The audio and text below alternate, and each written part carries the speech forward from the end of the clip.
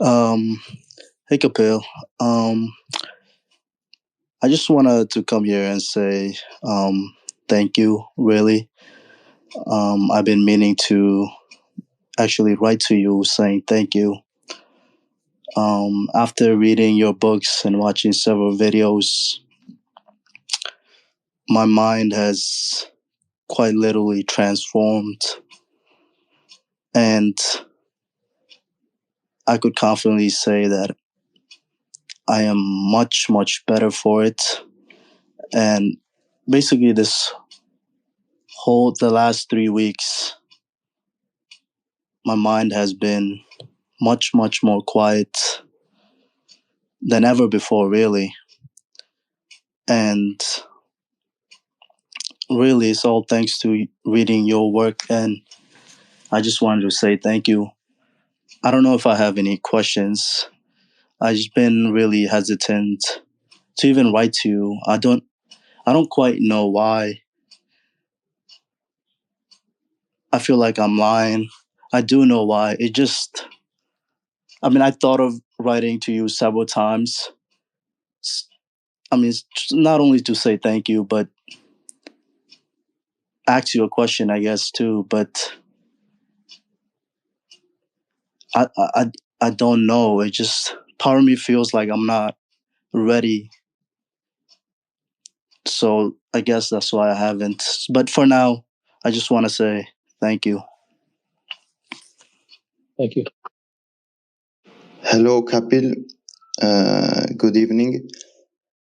So, I've been trying to find uh, a nice way to formulate this question for so long, but it seems like I can't find the exact words to express. So, I will try to um, express my feelings around what I've observed in the last few years. So, I'm in the trading business. So basically, my art is around finding, um, not really finding, but anticipating what's going to happen in the financial markets. And I've observed in the last, I would say, 2 years that when I try to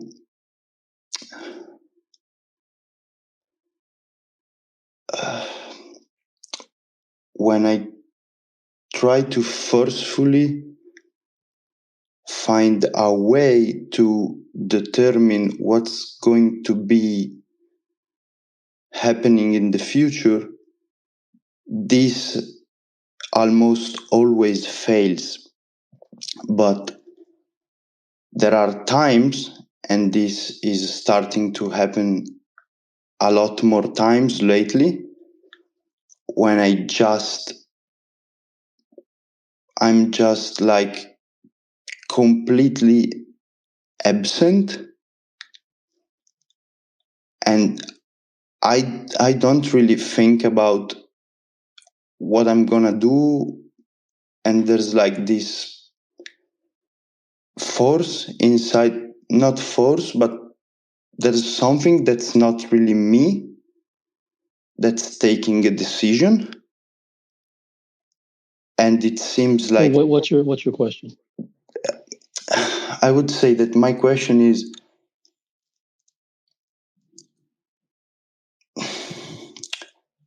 what is this? Why is it that sometimes this absence is quote unquote present, and sometimes that's really not here? So there's like interference. That's a prescriptive question. Okay. Because it's asking. I could say X, and you can say, then you're going to say, okay, well, I'll practice more of that. It doesn't go anywhere. How long have you been doing what you do? It's been quite a while. It's been like 5 years now. Okay.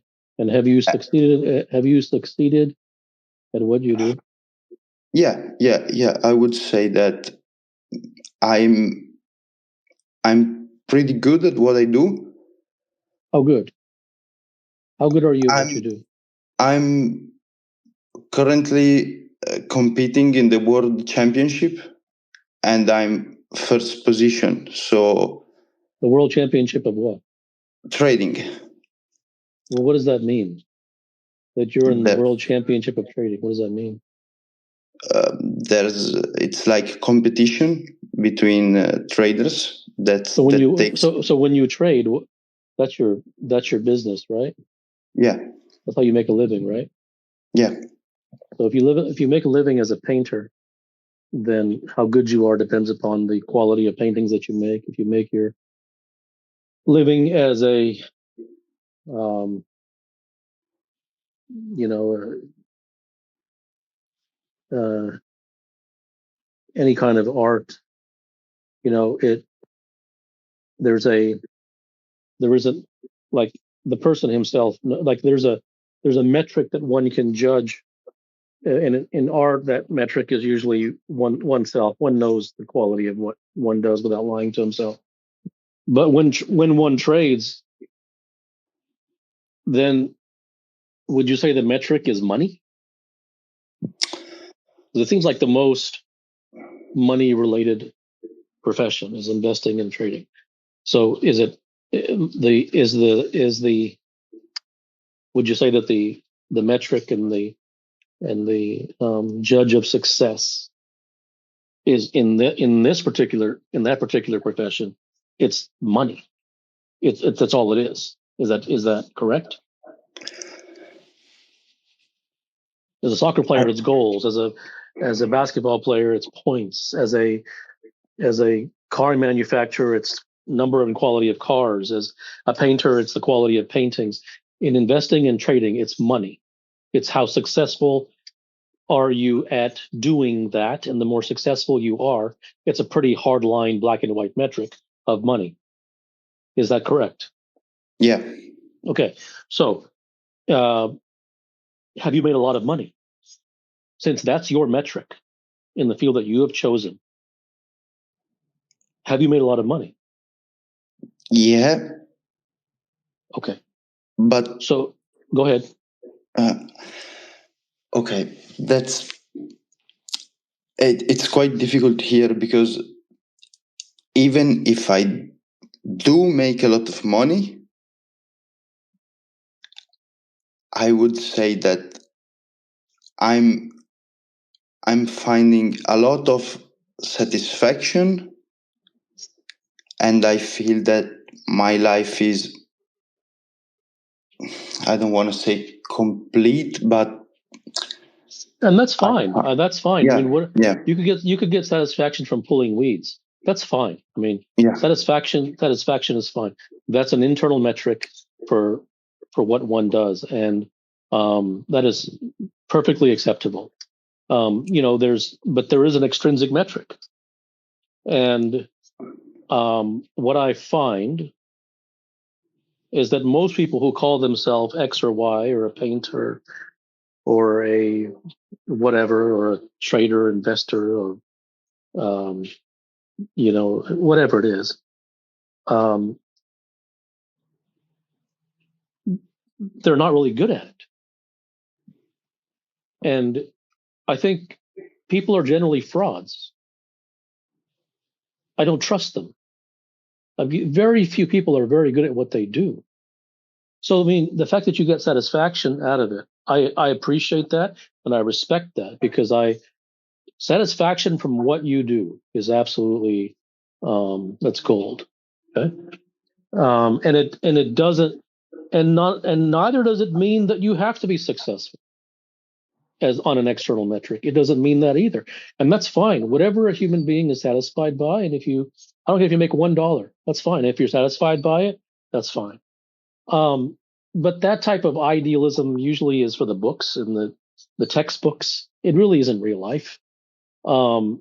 Humans really aren't that way, and frankly, if they are that way, they wouldn't usually choose investing or trading as a career. Generally, I mean, I can't speak for everybody. Nothing is absolute in that regard. But I raise suspicion and I raise caution. I raise red flags. I raise doubts. And when someone says I do it for satisfaction, I find that suspicious, because that same person usually is struggling for money, and that's fine too. Like if you look into someone's heart and they're struggling for money, but they're satisfied with their life, I mean, I think that's wonderful. That's fantastic. It really is. But that creature is not really the typical situation. So it's very easy to hide behind things and say, I'm in trading, I don't make a lot of money, or I do make a lot of money, but in satisfaction. You may want to think about that. You may want to think about the veracity of your answer, because I could line up 100 people here who do that profession, and if I hear it's about satisfaction to me, I don't think that's the whole answer. And rarely do humans give the whole answer, and rarely are humans truly exceptional at what they do. About how we only give half answers, it sparks something in me. I was wondering if you would be open to just elaborating on that a little bit more. Why is it that we only give ourselves half? Well, I mean, what's the question? I mean, it's pretty self-explanatory. But what's the question? Well, I listened to I purchased one of your direct podcasts about a week ago about how the mind lies. And I've listened to it quite a lot in the last week, and lots of different things. Well, here the reason, there's a lot of posing going on in the world, right? Right. And so, and none of this is like, as always, nothing is wrong, but I don't like fake. I don't like artificial. Like, it's nonsensical. I don't care who you are, how high you are, low you are, sideways you are. There's honesty and straightforwardness, and there's everything is like showmanship. I'm in the trading business, but I don't really care about money. That's BS. I mean, that's just not. You wouldn't have chosen trading then, right? Now, so like I respect the fact, like everything. If you're good at anything, there's absolutely an element of art in there. Okay? So that's it. And the better you are at it, the much more it's art than science. But there are hard, X's and O's. There are X's and O's, definitely. But X's and O's are nothing close to everything, because then you can just give everybody the X's and O's and they all become great. And that isn't the case. So, this, like, I'm satisfied, and even though I'm in trading, I just, I don't, like, no one gives the whole story, and they don't have to give the whole story. And I'm not asking them to give the whole story. But if I'm asked a question and I sense an incomplete answer, then, all over the web, see people saying, like, I'm a, what is it? I'm an investor, or I'm a, and they're broke. I mean, it's just nonsense. Okay? Right. I'm and sorry. I have no problem. I have no problem with anyone being broke. None. I respect a person who is poor, middle class, or rich. I don't care. But everything is like, look at me. I'm something I'm not. And so I tend to have a keen eye for those things, and people don't like to talk directly, and not that they should, not that they whatever. I'm just talking about what happens without any kind of judgment as to they should talk directly or they shouldn't. It doesn't matter. It just they don't. So if you're an investor, if you're a trader,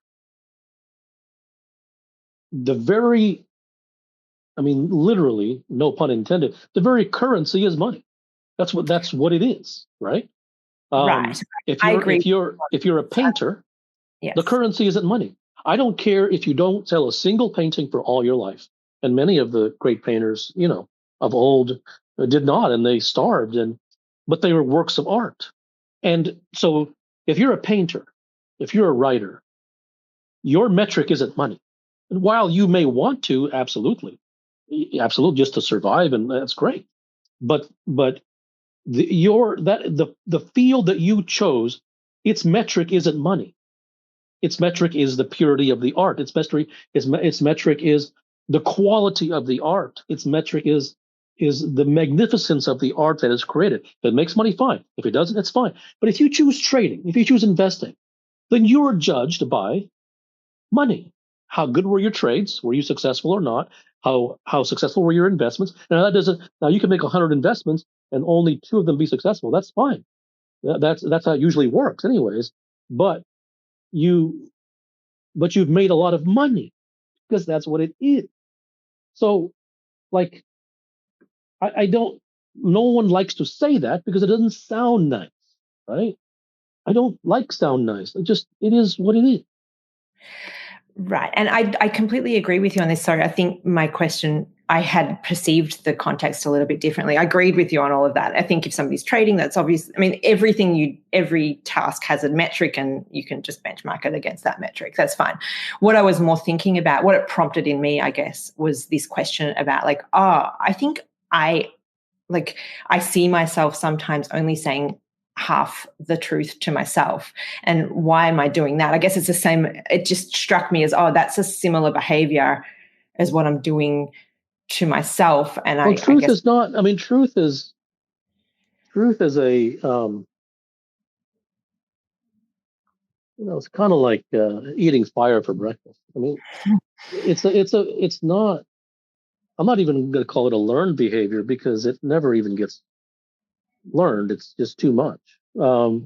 So truth is not where anyone goes because it's for various reasons. It's too direct. It's too in your face. It's too hot and fiery and dangerous and uncomfortable and by the way, this doesn't mean truth that you tell someone else something bad about them because you're speaking the truth. That's nonsense. That has nothing. It's between you and yourself, right? Just truthful to yourself. That it that's not that isn't the environment in which a human being is born, is raised, lives, functions. And so if something is not an environment in which a human being has lived their whole life, why would they tell the whole story? Why would they not lie to themselves? Why would they not play these games? Everyone's playing games. But why would they not play those games when that's all you've ever known? And everyone that you know, that's all they've ever known. You've never seen anything else.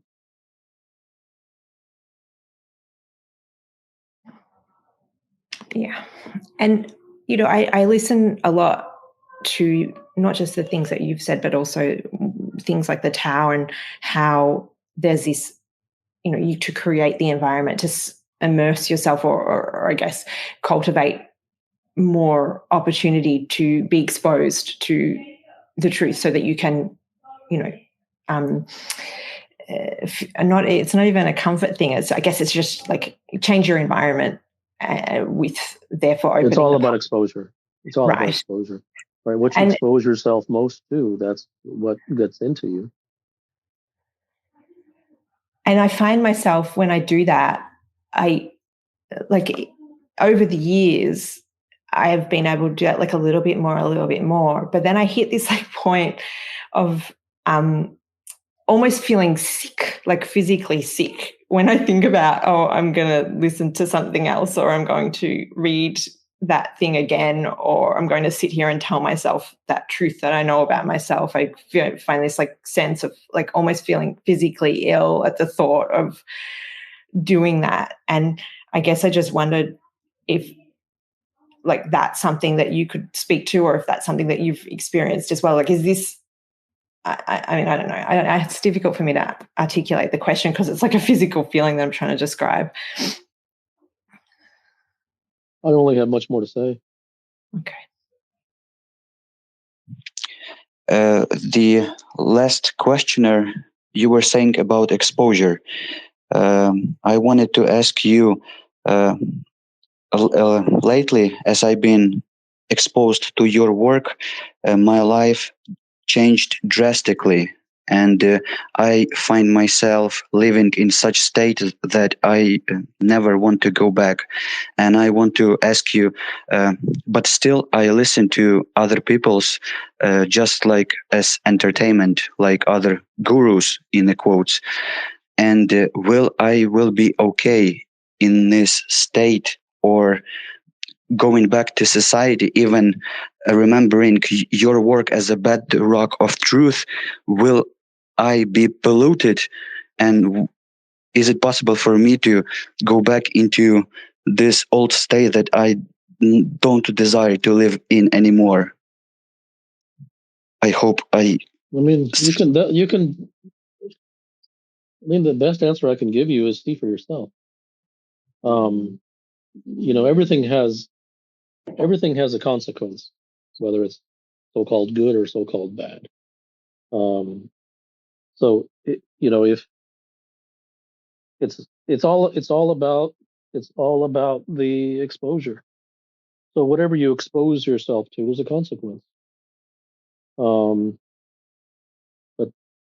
that doesn't mean that you shouldn't risk the consequence. That's up to you. So I mean, I could tell you to not listen to somebody else, or you can listen to whatever you want. All I can tell you is that what you expose yourself to most is what goes inside you. Hello, Kapil. My question is, does the existence of mystery, like suffering, frustration, does that mean that someone is not on the path to truth, or must like on the correct path, or does it signify seriousness? Like, so what if I told you that yes, it's because you don't know the truth?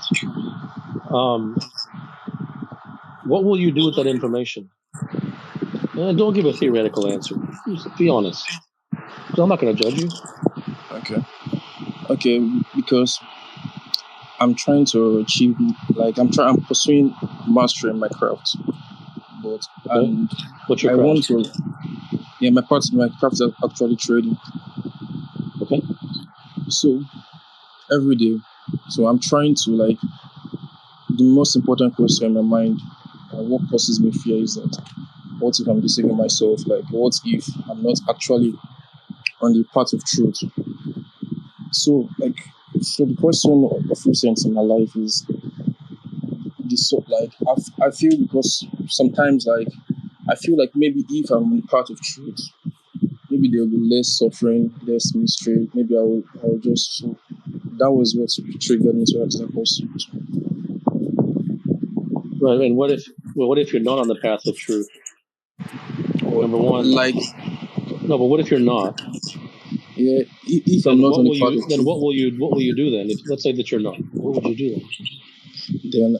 Then I'll probably just, I'll think that probably maybe there's an unseriousness.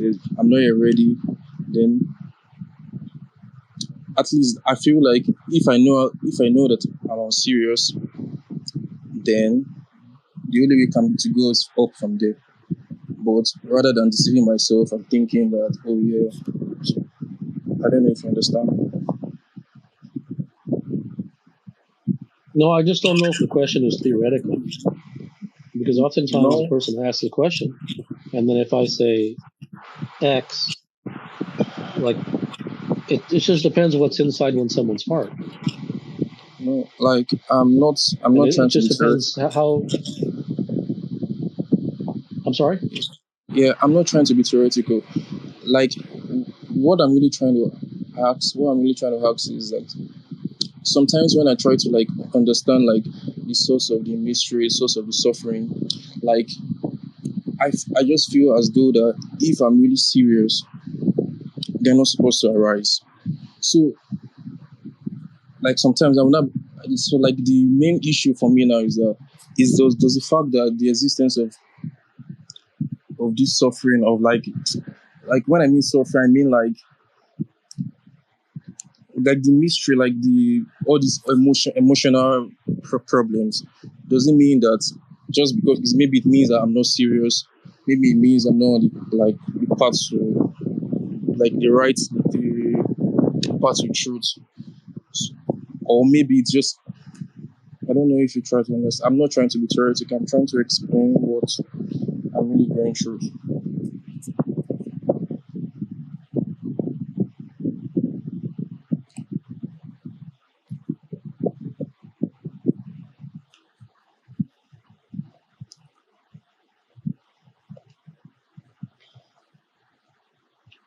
So do you think you're serious about truth?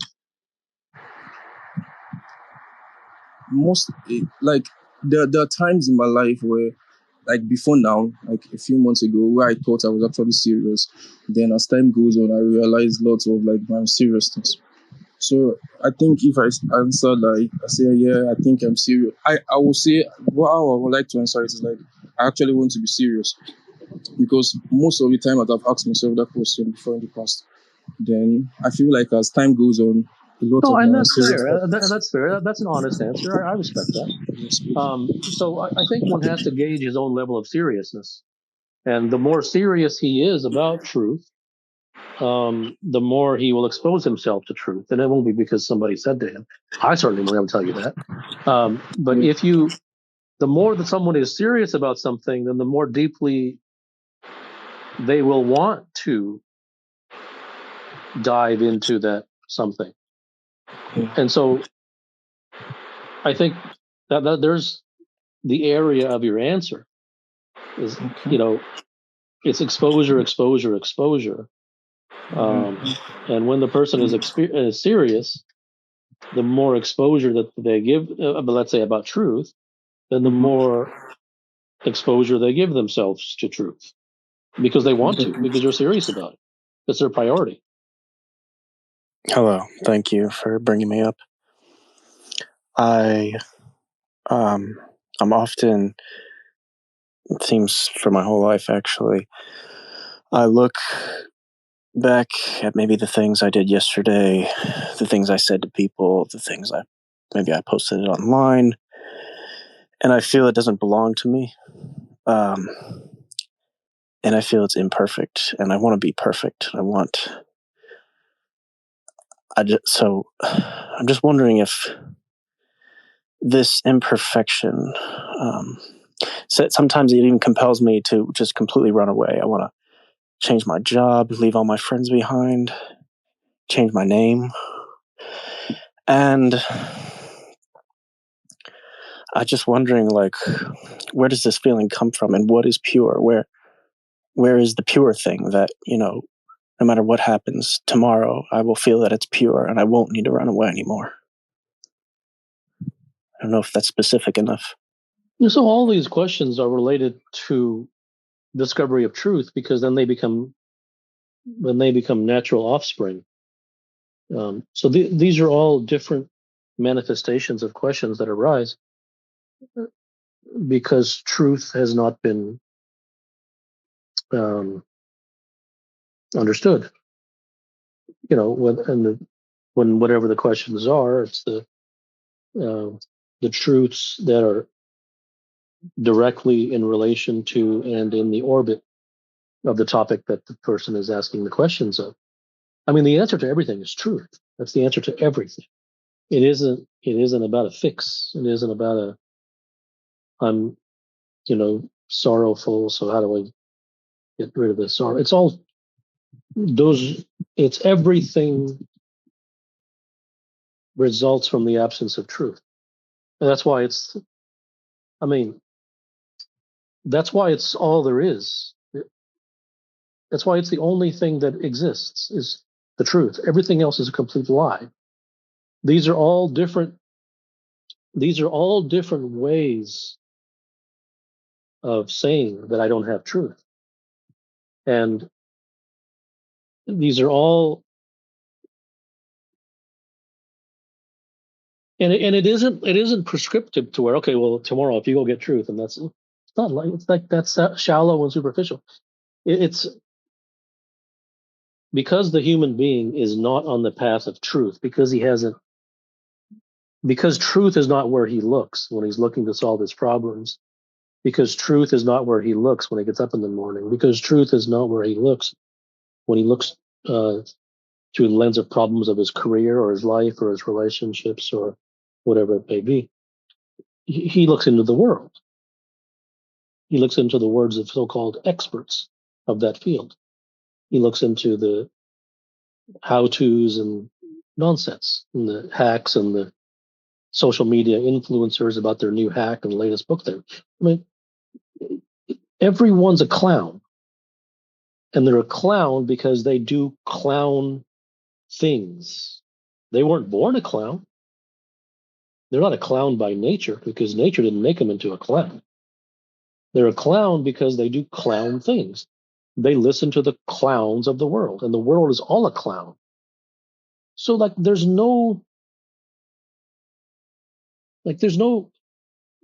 I feel like saying there's no excuse, but if I say there's no excuse, then inherent and what is implicate or what is what it will feel like I am implying is that you should go for, and I don't want to no, I absolutely don't believe that you should. It's a personal call, like everything.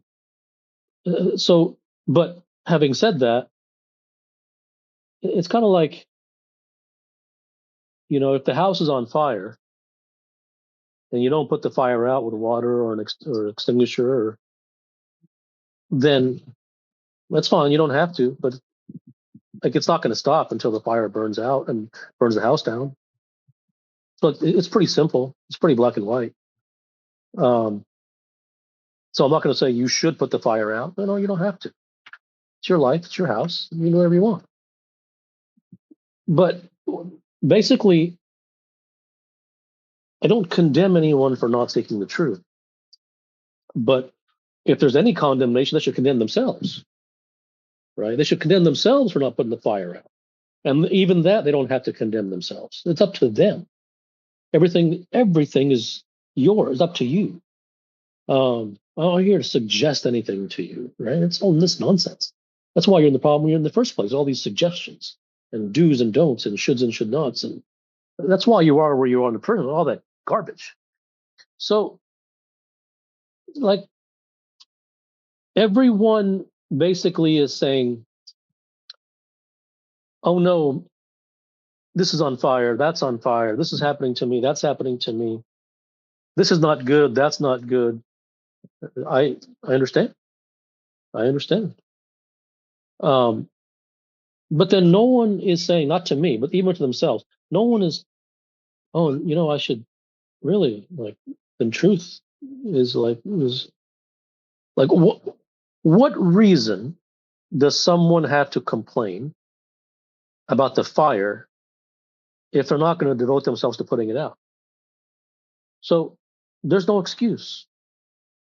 Now, I have a very small footprint, right? I don't reach 400 million people. I have a very small footprint. I don't try to reach 400 million people. So therefore, my voice is very small, it reaches 5 people, right?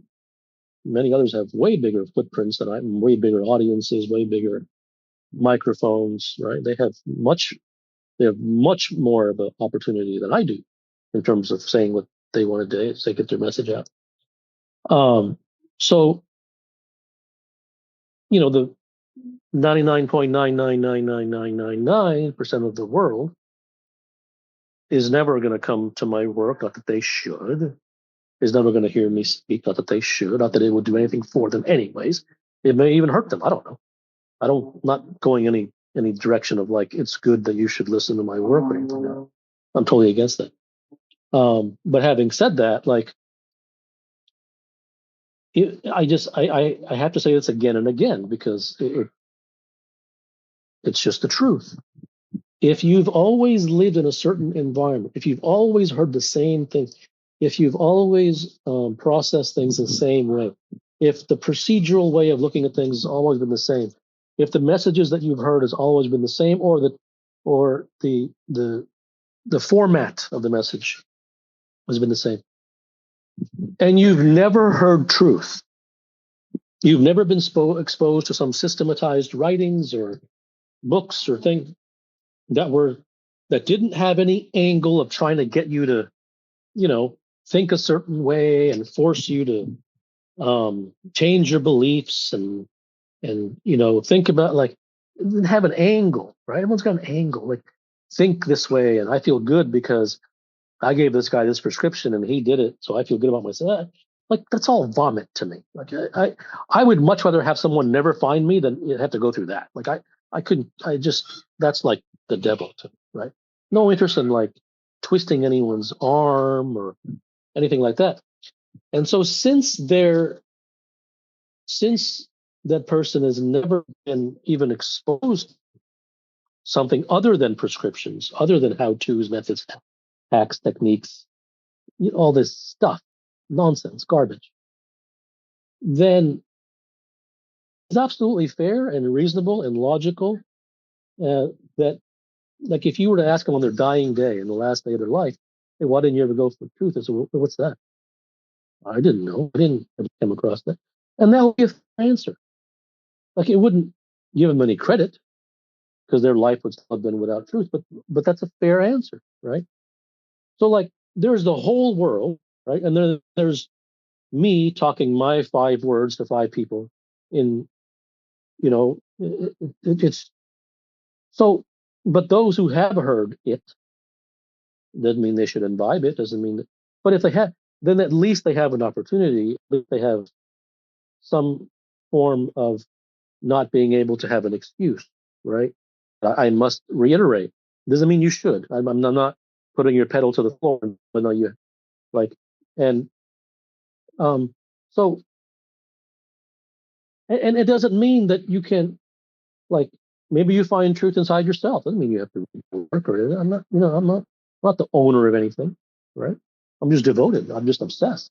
This is for me and myself. And um, so all of these, almost, this is like an answer to everything, right? This is like an answer to all questions in a way. It's a fundamental foundation answer is if the truth is the only thing in existence, because lies aren't in existence, lies exist in the mind of the people who've heard them and follow them, but they don't really exist because nothing functions according to the lie. Nature doesn't function according to a lie. You can trick yourself and trick your neighbor. You don't trick nature, right? Nature functions according to the truth. It doesn't care buy into nonsense. It doesn't read the self-help books and spirituality and follow this garbage. It uncompromising. This is the truth. This is what I'm going to follow. That's it. Like it, don't like it, hate me, love me. What, I just couldn't care less. That's nature, right? And that's reality. So if someone doesn't come towards truth, truth isn't going to come towards him. So whether someone is sorrowful or suffering or painful or in pain and disappointed or failing or whatever it is, these are all manifestations of not being on the road to truth. Now, am I going to tell you that if you go towards the road of truth, that your life is going to be great and you're going to be happy? No. I'm not going to tell you that because everyone responds differently.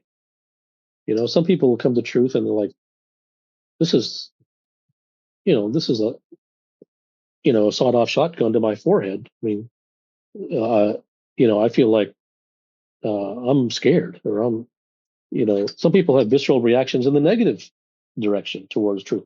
So I ain't here to make any promises to anybody that if you do this, I just don't do that, right?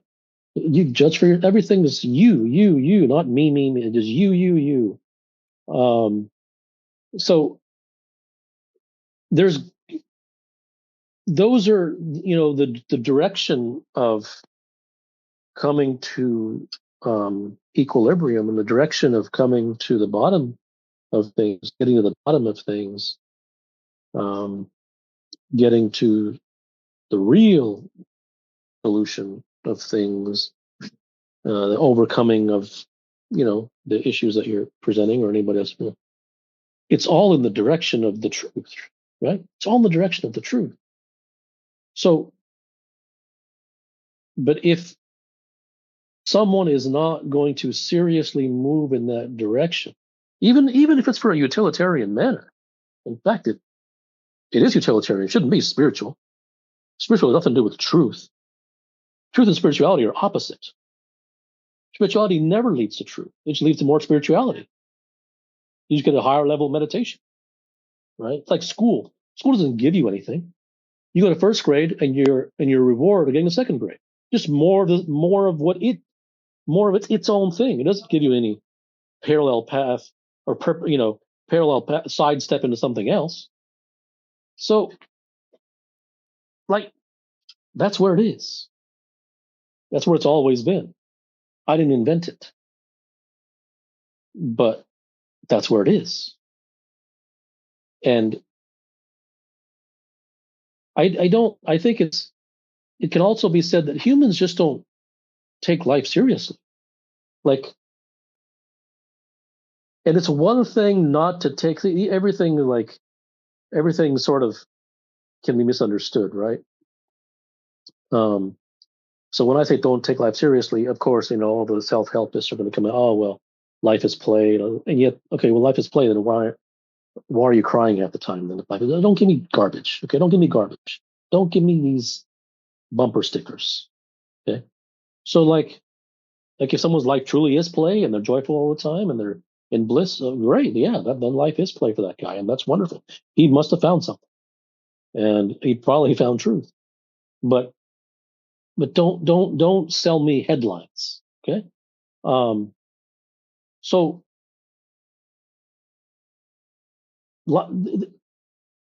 humans don't take life serious. Life is serious. Life assaults. Life gives you pain. And it's not like life doesn't give you like a little scratch that tickles. Life stabs you in the heart. Right? People fail and suffer. And I mean, these are deep things. These are not little, little paper cuts. I mean, and so if life, whether it's through the, relationship or through one's success in career and through money or through, whatever, just emotion or whatever it is, there's so many assaults and blindsidedness, being blindsided, and unexpected things come up that are torturous and disappointing. I mean, that's serious business. And so if you bring nonsense to combat seriousness, you think life's going to back down and say, oh, well, since you bring nonsense, I guess I'll back off and I won't, I'll take it easy on you. Life doesn't give a damn, right? Life doesn't give a damn about you. Life or nature doesn't give a damn about me. I could die tomorrow afternoon at 3:00 and life wouldn't look my way. It doesn't give 2 cents. And so when you're dealing with that, you better have some powerful weapons on your side. Because if you're going to bring your little self-help book on the bestseller list, you deserve to be slapped because you're not prepared. And you're not prepared because you listen to all the garbage out there. selling you this nonsense. Life is serious business. There's blood on the floor. It's a war. You're hemorrhaging. And if you weren't, you wouldn't be asking me all these questions, right? I'm sorrowful and I'm sad and I'm this and that. And of course, those are the shrapnel of life. And so since life is that way, and it's that way because your own life is, tells you that, then you better have truth on your side, because that's the only possibility you have. Otherwise, that's fine. Otherwise you can just try to weather every storm for your whole life, and it's just one storm after another, with an occasional,